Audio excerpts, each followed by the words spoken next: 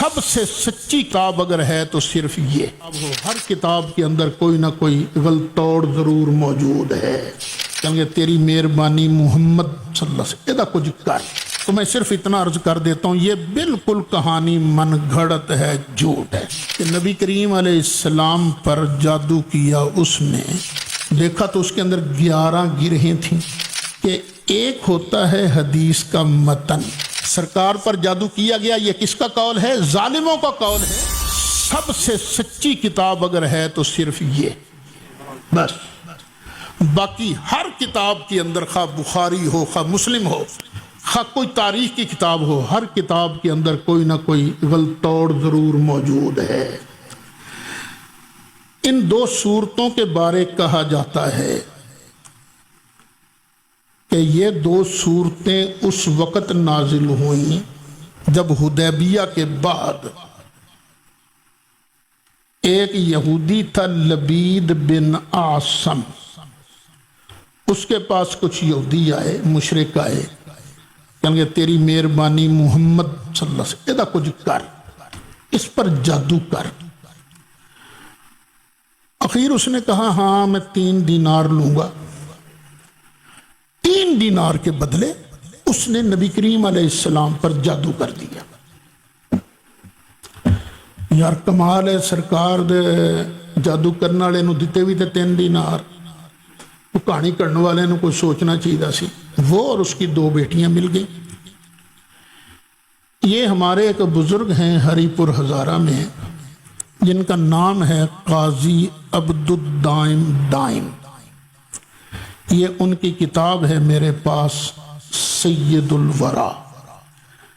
انہوں نے اس بات کا خوب رگڑا نکالا ہے۔ اگر آپ تھک گئے ہو تو میں صرف اتنا عرض کر دیتا ہوں، یہ بالکل کہانی من گھڑت ہے، جھوٹ ہے۔ کیوں؟ جناب موسیٰ علیہ السلام کی شان زیادہ ہے یا سرکار کی شان زیادہ ہے؟ جب جناب موسیٰ علیہ السلام فرعون کے پاس گئے تو اس نے کہا یہ تو کوئی جادوگر آ گیا ہے، مقابلے کے لیے جادوگر پورے ملک کے اکٹھے کرو۔ پورے ملک کے جادوگر اکٹھے کیے گئے۔ انہوں نے آن کے پوچھا کیوں جناب والا، اگر ہم جیت گئے مقابلہ تو ہمیں کیا انعام ملے گا؟ تم مقربین میں ہو گئے، اس وقت میرے بڑے قریبی درباری بنو گے۔ تو انہوں نے سب نے ایک زینت کا دن مقرر ہو گیا مقابلہ کے لیے۔ تو وہ جو فرعونی تھے جادوگر، انہوں نے اپنی اپنی چھوٹی چھوٹی رسیاں، لاٹھیاں پھینکی اور سارا میدان، سارا اسٹیڈیم میں بھر گیا بچھوؤں سے، سانپوں سے۔ پھر موسیٰ علیہ السلام کو اللہ نے کہا چل موسیٰ ہن تو سوٹ۔ آپ نے سوٹا پھینکا تو سوٹے نے کیا کیا؟ ایکو چکر لایا، سارے نو لپیٹ کے اپنے اندر رگڑ گیا۔ پھر موسیٰ علیہ السلام نے ہاتھ رکھیا تو سوٹے دا سوٹا۔ اور سارے مصر کے جادوگر مل کر جناب موسیٰ کا کچھ نہیں بگاڑ سکے۔ اور یہ ایک جادوگر لبید بن عاصم اور اس کی 2 بیٹیوں نے سرکار کو پورا سال انہوں نے سرکار کو آزمائش میں ڈالا رکھا۔ یہ کیسے ہو سکتا ہے؟ کہانی پتہ کیا بیان کی گئی ہے کہ نبی کریم علیہ السلام پر جادو کیا اس نے، ایک بچہ تھا، اس کے ذریعے سرکار کی کنگھی اور بال منگوائے گئے۔ ان پر 11 گریں لگا کر انہوں نے جادو کیا اور وہ چیزیں ایک کنویں کے اندر ڈال دی گئیں، پتھر کے نیچے رکھ دی گئیں۔ اب نبی کریم علیہ السلام پر اس کا اثر ہونا شروع ہو گیا۔ ہائے ہائے، کیا بندہ کہے۔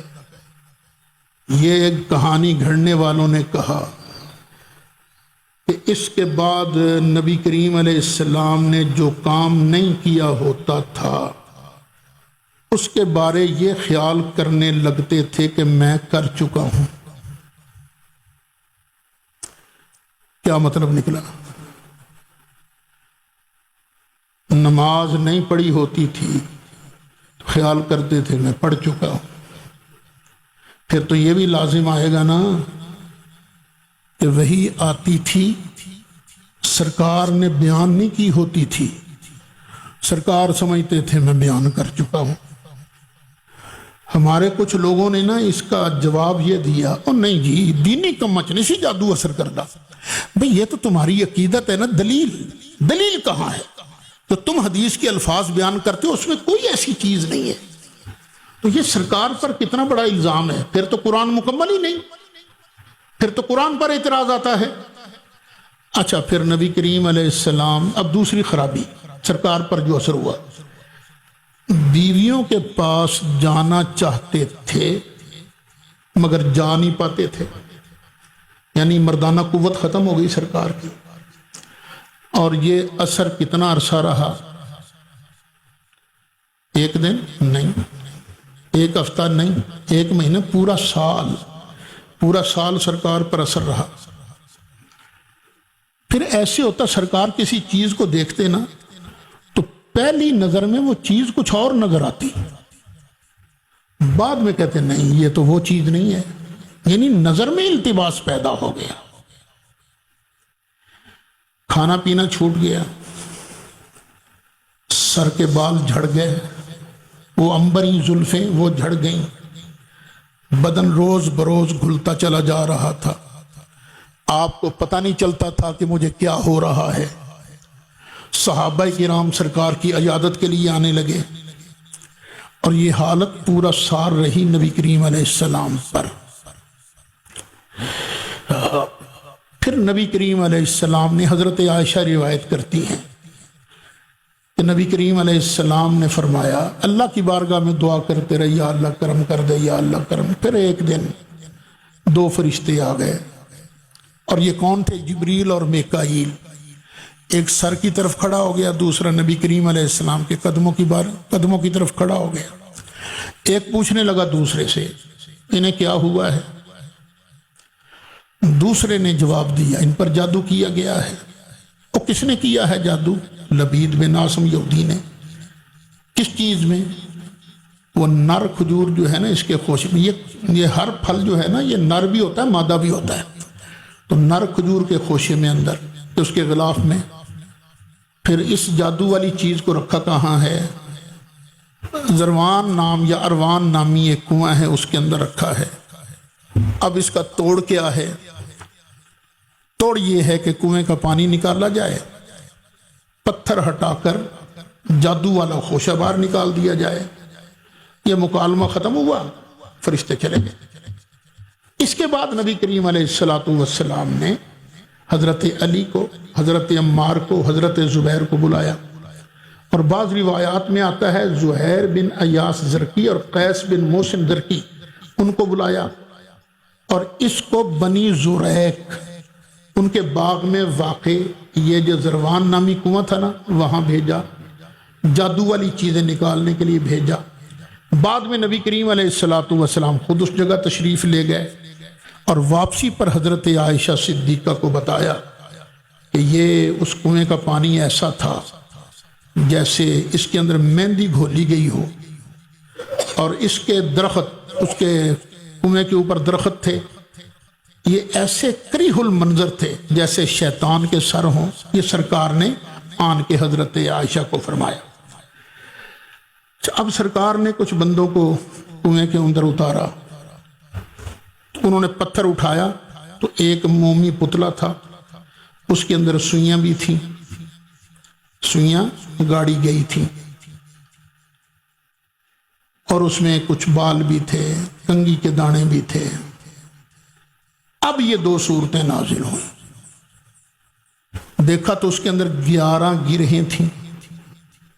اللہ نے فرمایا محبوبہ یہ ایک ایک آیت پڑھتے جاؤ، پھونک مارتے جاؤ، گرہ کھولتے جاؤ۔ گرہ کھلتی گئی، 11 کی 11 گرہیں کھل گئیں۔ نتیجہ کیا نکلا؟ سرکار اچھے بھلے ہو گئے۔ یہ کہانی ساری بیان کی جاتی ہے۔ اب میں اختصار کے ساتھ بیان کرتا ہوں کہ ایک ہوتا ہے حدیث کا متن، اور ایک ہوتی ہے حدیث کی سند۔ ان دونوں کو بعد میں دیکھا جاتا ہے پہلے قرآن کو دیکھا جاتا ہے۔ خود نبی کریم علیہ السلام نے فرمایا میرے بعد تمہیں حدیثیں بہت سنائی جائیں گی، پر اتنی دیر تک حدیث کو حدیث نہ ماننا جتنی دیر تک تم قرآن پر اسے پیش نہیں کر لیتے۔ اگر قرآن کے مطابق ہو تو مان لینا، اگر قرآن کے مطابق ہو تو مت ماننا۔ تو اب اسے قرآن پر پیش کرتے ہیں۔ اللہ فرماتا قال الظالمون ان تتبعون الا رجلا مسحورا، ظالموں نے کہا تھا اور تم تو اس کی پیروی کرتے ہو جس پر جادو کیا گیا ہے۔ سرکار پر جادو کیا گیا، یہ کس کا قول ہے؟ ظالموں کا قول ہے، یہ منصفوں کا قول نہیں ہے۔ یہ تو ہے قرآن کے مقابلے کی بات کہ قرآن کے مقابلے میں اس کی نئی حیثیت نہیں ہے وہ۔ پھر دوسرا اس کے اندر راوی ہے، ایک بڑا مشہور راوی ہے جس کا نام ہے سفیان بن عیینہ۔ یہ بہت پکا راوی تھا، بڑا صحیح راوی تھا، لیکن یہ چیزیں بھول بھی جایا کرتا تھا، غلطی بھی کر جایا کرتا تھا۔ 300 حدیثیں بیان کی انہوں نے، تو 20 ان میں غلط تھی، تو 300 میں غلطیاں کتنی نکلی؟ 20۔ تو ہو سکتا ہے یہ بھی اسی غلطی میں ہو۔ چلو وہ تو ہوا نا سفیان بن عیینہ۔ اب نیچے کا ایک راوی ہے جس کا نام ہے ہشام، یہ بیٹا ہے عروہ کا، عروہ بن زبیر، اور عروہ بھانجے ہیں حضرت عائشہ کے۔ عروہ نے یہ حدیث بیان کی ہے، سینکڑوں شاگرد ہیں عروہ کے، لیکن یہ جادو والی کہانی سوائے ہشام کے اور کوئی شاگرد بیان نہیں کرتا۔ کیا عروہ نے اپنے اس بیٹے ہشام کے کان میں یہ بات کی تھی کہ پتر حدیث ہیں جی؟ اس کے اتنے شاگرد تھے، 6 خاندان کے شاگرد اس کے اندر موجود تھے، 4 بیٹے تھے، ایک بھتیجا تھا، ایک پوتا تھا۔ ان میں صرف ہشام یہ روایت بیان کرتا ہے اور کوئی راوی یہ روایت بیان نہیں کرتا۔ اور یہ جو ہشام صاحب ہیں یہ بھی غلطیاں بہت کر جایا کرتے تھے۔ اچھا، پھر اس کی غلطی کا اندازہ اس بات سے لگائیے کہ بخاری کے اندر یہ 2 حدیثیں ہیں اوپر تلے۔